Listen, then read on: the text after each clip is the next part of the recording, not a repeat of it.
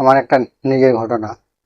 বহুদিন আগে যখন প্রথম প্রথম পড়াতাম, তবে ছোট ছিলাম, বাচ্চা ছেলেমেয়েদের আমি পড়াতে সেরকম আগ্রহী ছিলাম না। উঁচু ক্লাসেরই পড়ানোর আগ্রহ ছিল না। কিন্তু প্রায় একজনের অনুরোধে তার একটা বাচ্চা ছেলেকে, বাচ্চা মানে খুবই বাচ্চা, তখন সে শেখেনি, সেরকম বাচ্চা, সে বাচ্চাকে পড়াতে বলেছিল এবং সে বলেও দিয়েছিল যে আরো এর আগে 2-3 জনকে দিয়েছিলাম। উম, উম, কেউ 5 মাস 6 মাস করে পড়েছে, কিন্তু কারো কাছেই অ আ টা পর্যন্ত শিখতে পারেনি। লেখাটা দূরের কথা, সে পড়তেও শিখতে পারেনি।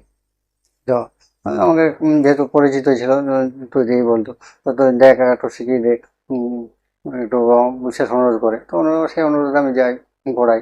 তো তা আমরা বুঝতে পারি যে ছেলেটা খুবই ধুরন্ধর বদমাশ ছিল। সে পড়তে চাইতো না, তাকে পড়ানো খুবই মুশকিল। তো আমি সেভাবে পড়াতে শুরু করি।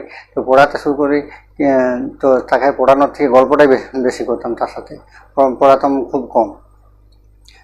তার আর এসব বিষয়গুলো সব বেশি দেখে বাড়ির যে মহিলারা আছে তারা দেখে। তার বাবা বাবা তো কাজে কাজে বেশি বাইরে থাকে। তার মা এবং ঠাকুমারা ছিল, এবং তারা যেখানে পড়াতাম সেখান থেকে একাই পড়াতাম, কিন্তু বাইরে তারা থাকতো এবং শুনতে পেতো যে তাদের বাচ্চাটার সাথে গল্পই করছি পড়াশোনার থেকে। এরকম দীর্ঘদিন ধরে চলতে চলতে ছেলেটার মা এবং ঠাকুমা ছেলেটার বাবাটাকে বারবার বলতে থাকে, পরে আমার কানে আসে যে এই মাস্টারটা তো কিছু পড়াচ্ছে না, সবসময় গল্পই করছে, এর কাছে কি শিখবে। প্রথমে তার ছেলেটার বাবা অতটা গ্রাহ্য করেনি, চলছিল এভাবে। 5-6 মাস কেটে যায়, আর 5-6 মাস পরে একটা বাহানা করে যে ছেলেটা মামার বাড়ি যাবে, এখন কিছুদিন পরে আবার ডাকবো। আমি বুঝতে পারি যে আমাকে ছেড়ে দেওয়া হয়েছে, কিন্তু সেটাতে আমার কোনো দুঃখ নেই, কারণ সেই সময় আমার টিউশন বাজার এতটাই ছিল যে আমার পড়ানোর সময় হতো না, অনেকে বলতো। আর কোনো যে জায়গায় যদি আমি ছেড়ে দিতাম, সেটা মানে এমন হতো যে মনে হয় যে আমি ছাড়ার আগে তো তারাই বেশি খবর পেয়ে যেত, এবং তারা আমাকে বলতো ঠিক আছে, আমার বাড়িতে পড়াও, আমার ছেলেমেয়েরা রয়েছে, আমাদেরকে পড়া। এভাবে হতো। ছাড়ার 2-1 দিনের মধ্যে আবার সেই জায়গাটা অন্য জায়গায় পড়াতে আমি শুরু করে দিই।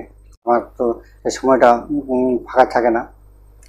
তো যখন এভাবে ছেড়ে দেওয়ার পর সেই বাচ্চাটাকে যখন অন্য একজন পড়াতে দেয়, তখন সে 5-6 মাস পড়ায়, 5-6 মাস পড়ায়, তার সাথে যতটা আমি শিখেছিলাম তার থেকে আর বেশি শেখাতে পারেনি।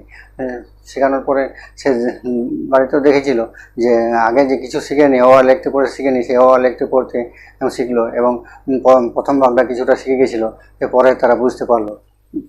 আর তারপরে যে দেখা দিয়েছিল সে বনবাসীর কারণে তারা আর শেখাতে পারেনি, যতটা শিখেছিল সেটাই।